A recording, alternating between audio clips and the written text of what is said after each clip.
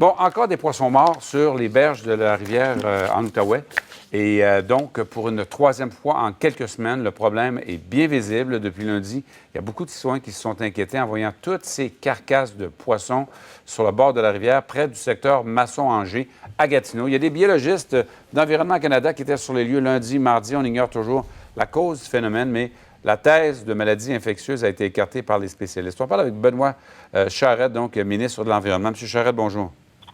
Bon après-midi, M. Jean. Quand on voit ces images-là, M. Charette, c'est extrêmement choquant. On fait quoi maintenant, là? Peut-être vous parler des derniers développements qui sont survenus là, au cours des toutes dernières heures.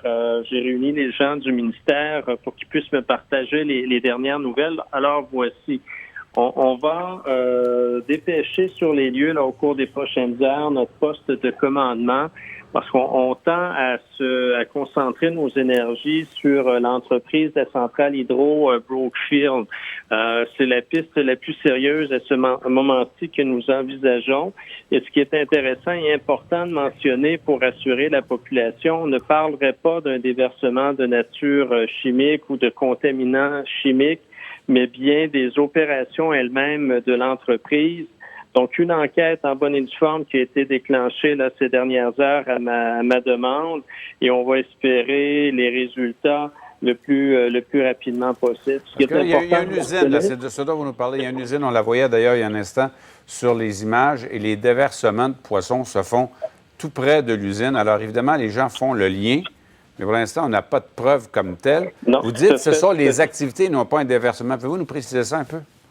En fait, étant donné que c'est une enquête qui vient d'être déclenchée en bonne et due forme, vous comprendrez que je ne peux pas vous donner le fin détail, mais je peux certainement rassurer la population avec les éléments là, que je vous partageais. On ne parle pas d'une source de contamination chimique, on parle essentiellement des opérations elles-mêmes de l'entreprise.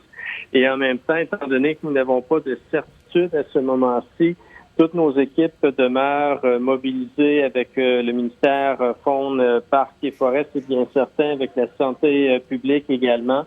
Donc, on n'exclut pas d'autres pistes, mais c'est celle sur laquelle nous nous concentrons avec davantage d'attention là, cet après-midi, d'où la présence dans les prochaines heures là, du poste de commandement du ministère. Rapidement, en terminant, là, ce que vous nous dites, c'est que ce n'est pas la qualité de l'eau qui est le problème. Là. En fait, c'est ce que nous pensons à ce moment-ci.